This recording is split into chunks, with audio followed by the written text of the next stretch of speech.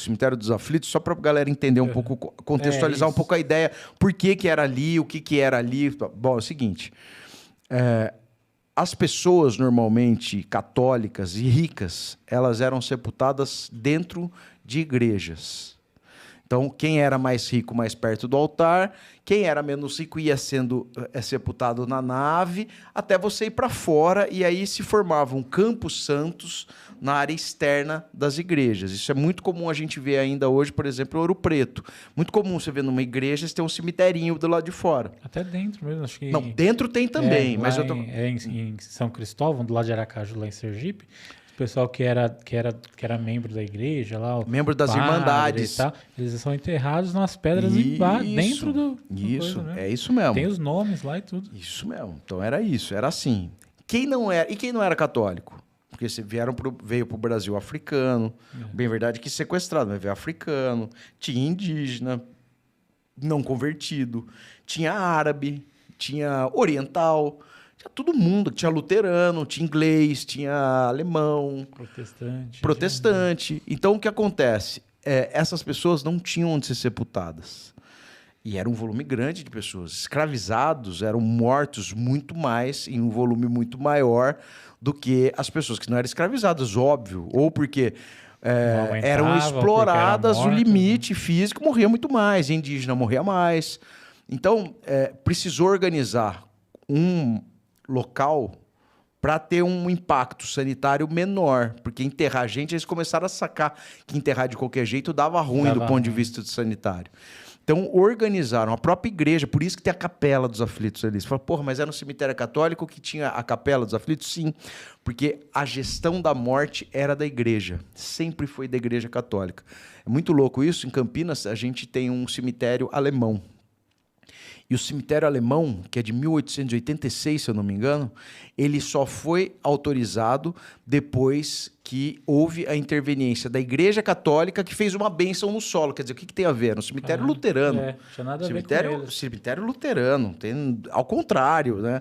Uns são hereges, era uma briga ali. Mas por causa a igreja ia ter que ir lá autorizar. Porque era o monopólio da igreja. A igreja tinha muita importância nessa época. Bom, essa época já não era... Eu falei uma besteira aqui histórica. Essa época já não tinha mais o monopólio da igreja, mas tinha formalmente, informalmente, essa discricionariedade de ir lá e dar a bênção para funcionar o cemitério. Isso era meio assim. Já não era mais, não era mais de competência dela. Então eu falei até essa data de 1880. Mas o que acontece? Em 1801...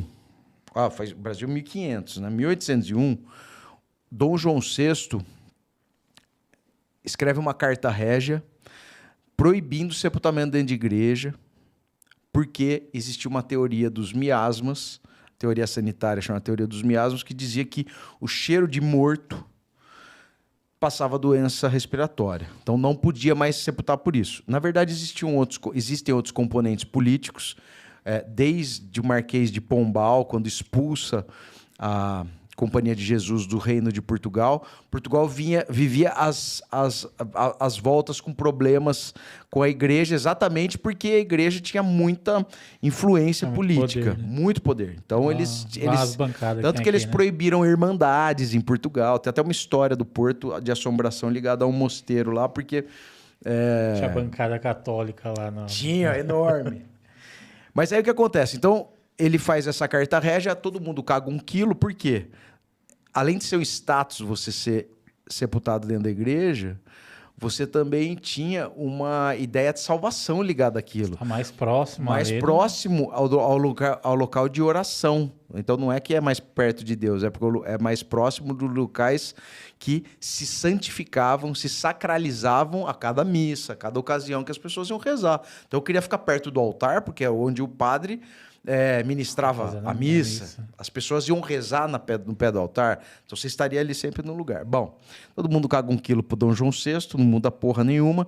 Em 1828, aí Dom Pedro I escreve o primeiro decreto, aí sim, imperial, dizendo mais ou menos a mesma coisa, com a diferença dele outorgar ao início, as organizações, aos povoamentos, a administração dos povoamentos, a competência de gerir os cemitérios. E aí o que acontece?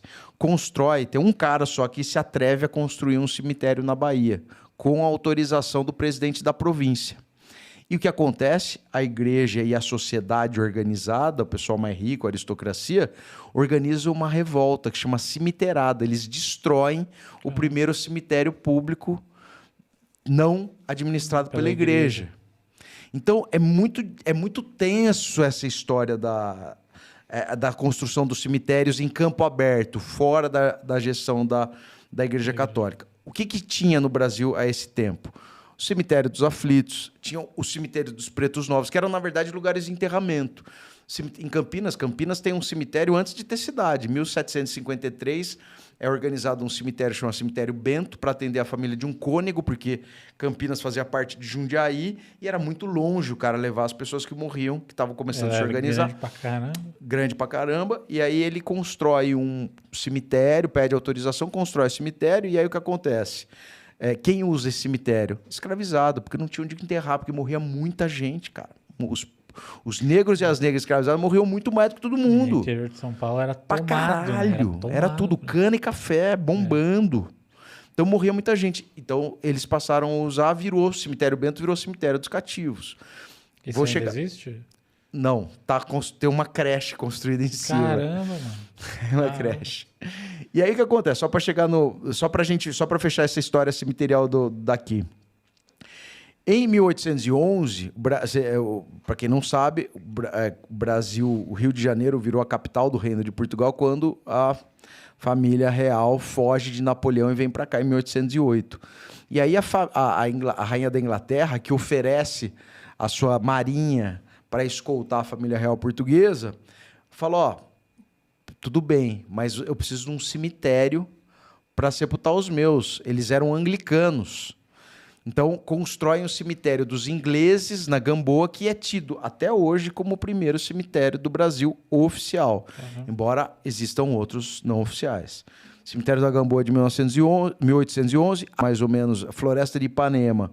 Tem um outro cemitério que é irmão quase gêmeo do cemitério da Gamboa, que é o cemitério de Ipanema, que foi construído para atender funcionários suecos luteranos da primeira fábrica de ferro no Brasil, a Real Fábrica de Ferro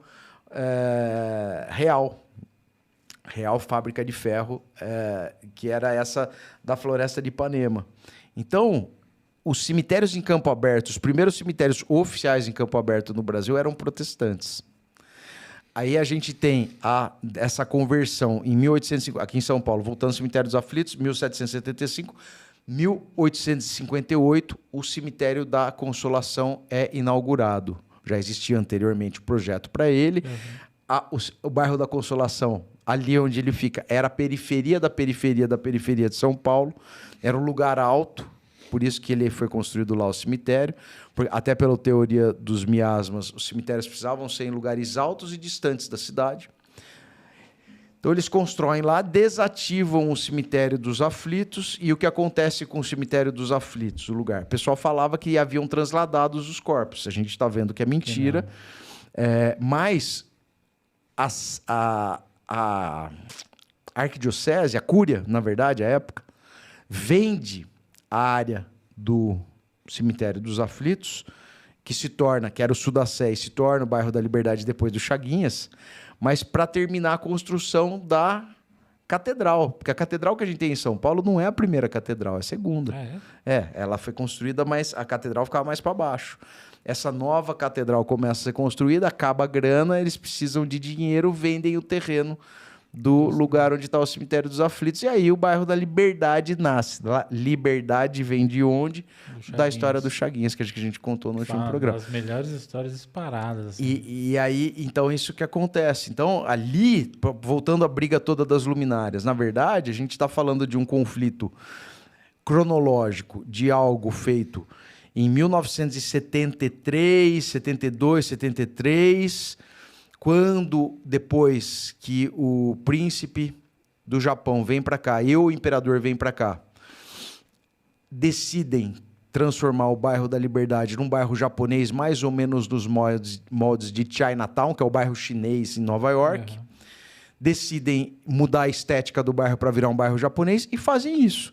Fazem isso ou sem cuidado ou intencionalmente para esconder essa memória. Por quê? No Brasil, a gente tem muito isso.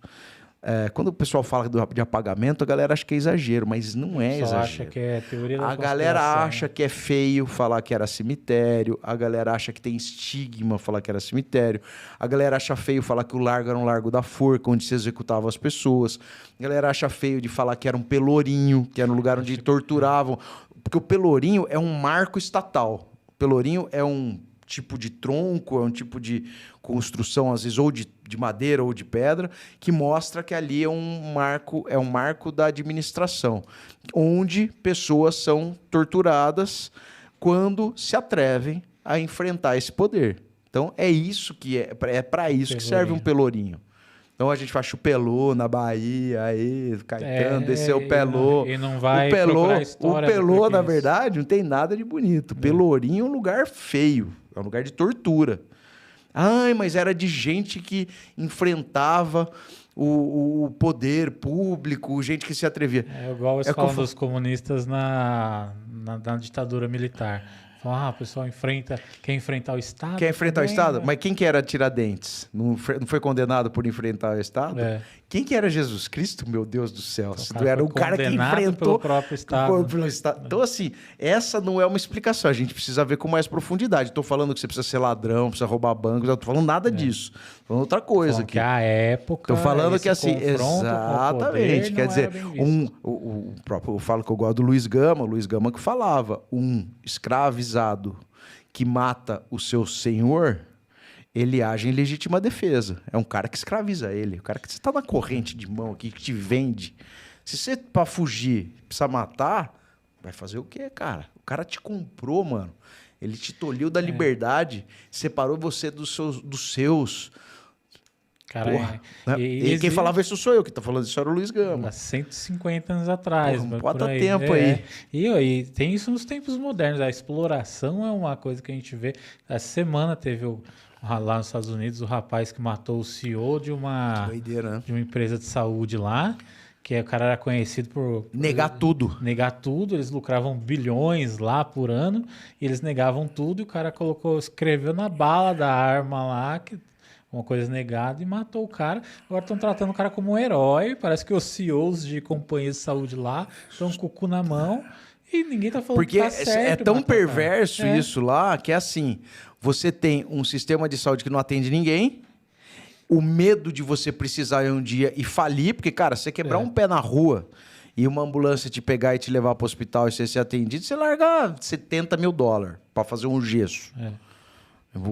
Tudo você paga lá. Teve um inglês lá que tava fazendo um vídeo que falou que chamou a ambulância para ir para o hospital e só a ambulância, sem o atendimento, sem o quarto que ele ficou, só a ambulância, só para você chamar, é $2 mil. Ele falou, não, pô, lá eu não pago nada na Inglaterra, lá no Reino Unido. A Inglaterra tem um sistema de saúde parecido com o nosso, que é um motivo de orgulho lá, que a gente quer destruir o SUS. Mas o Brasil, o pessoal é muito vira-lata, né?